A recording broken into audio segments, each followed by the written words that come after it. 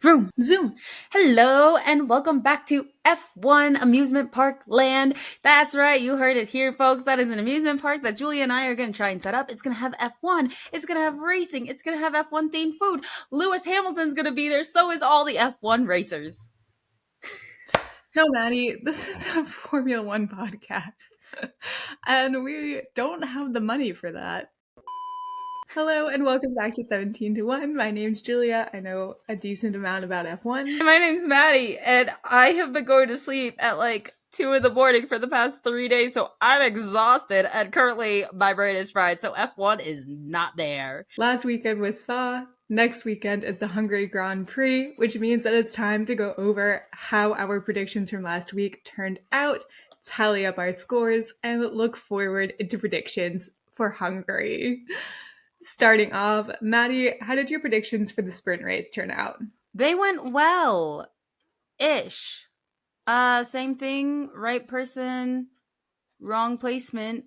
I had guessed a Lando Norris P1, an Oscar Piastri P2, and a P3 for Lewis Hamilton because he had been doing so well.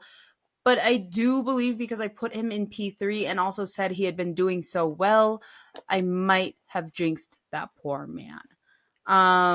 That's on him for being easily jinxed though, so that's not on me. Anyway, I got 1 point for Lando and 1 point for Oscar, which puts me at 31 points.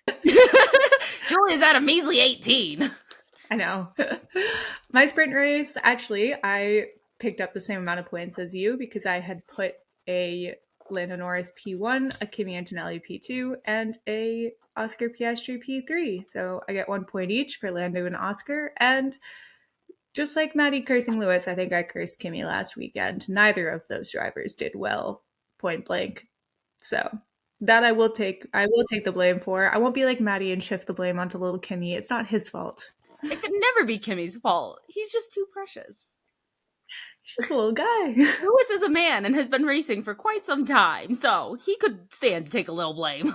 Fair enough. So with that kind of brings up our points a little bit more, but wait, folks, we're not done yet. Julia, tell me, how did your Grand Prix go?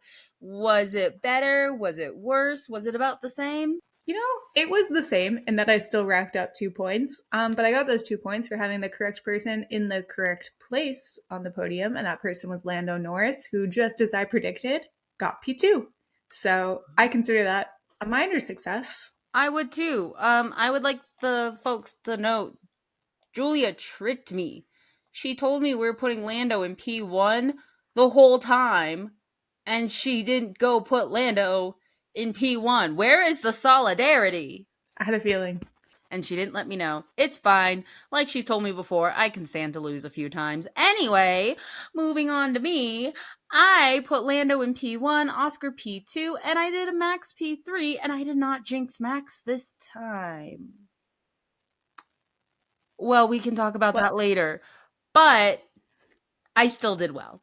You did indeed. Maddie also picks up 2 points for that, 1 for Oscar, 1 for Lando, being the right people but wrong place on the podium, which brings us to our final tally. Yes, I am still trailing Maddie by quite a bit, but it ain't over till it's over, Maddie. So that perfectly leads us into the Hungarian GP and our predictions. Now, when we looked at the weather, all 2 of us, all 3 of us. You need to count Williams in there. I'm so sorry. All 3 of us, all 2 of us physically present right now, have very different weather map predictions. I will let Julia speak about hers and Williams because she has the app. Mine says it's basically straight rain starting Saturday, going all the way to Wednesday. So that's not good. Yes, for me, it says thunderstorms, scattered thunderstorms on Saturday, and then a 40% chance as contrasted to Maddie's 70% chance on Sunday. Just heavy rain. According to the Williams app, it is light showers, and there's around a 30% chance on Sunday, and only a very minor chance of them hitting on Saturday at all. So we will have to see which of those predictions comes true. Obviously, weather changes a lot over the next couple of days. Things come and go, but that will be something that we will be keeping an eye out on. It's so hard to tell now because we got climate change, and now I can never trust weathermen Facts. Never trust them in the first place. You know why? because they're men. Yes. Thank you. Next up, the Hungary GP has earned the moniker as Monaco without the walls because it is narrow and difficult to pass. Most of the passing will happen via undercutting, so strategy is really important, as is qualifying. It is huge to see who is going to be getting their qualifying points up, who's going to be performing well in practice. Last year, we know that Lando Norris scored pole position, Oscar Piastri had second, but Oscar was able to pass Lando at the front, so switch ups at the beginning of the race are never out of the question. But once the racing gets underway, it's a little bit less likely that we're going to be seeing a whole lot of overtaking. Oh, well, I was looking at it. It almost looks like a steel anvil, but if you put it on its side, it looks like a capybara looking towards the sky. I can kind of see that. At least the tip. Just the tip. So, knowing the weather and looking at the racetrack itself, we are now going to move into our predictions. So, Julia, P2. Maddie, for the love of God, go in order. P1, if you want to be boring. And I am going to be boring. I'm going to be boring yet again because I am going to predict a Lando Norris P1 because he is fairly good at this track. If it doesn't rain, it's going to be hot. The McLaren's good in hot weather. And I do fear this is going to be another boring McLaren parade show. So I'm going to say Lando for P1. All right, I like that answer. P2, give me a P2, please. Same reason, putting Oscar in P2. Valid. P3. P3 is where it gets a little more interesting. I'm going to start making bets specifically on P3 because I feel like it can be a number of people. But I'm going to give it to Max. All right. She put Max, which means I am not allowed to put Max because that's a double jinx and that surely will happen. So we got to look. It can't get worse for Max than it did last year at Hungary. So I'm just kind of, What happened to him last year? Oh, did he crash out? It was just a series of bad things went after the other. He collided with Lewis. He was angry on the radio. GP was like, stop complaining about this so much on the radio. It's childish. Max was like, you gave me this shitty strategy. I'm just doing the best I possibly can with it. Fuck everybody. Honestly, it was way more interesting than whatever was happening with the McLarens at the time, but nobody remembers it, which honestly is probably for the best.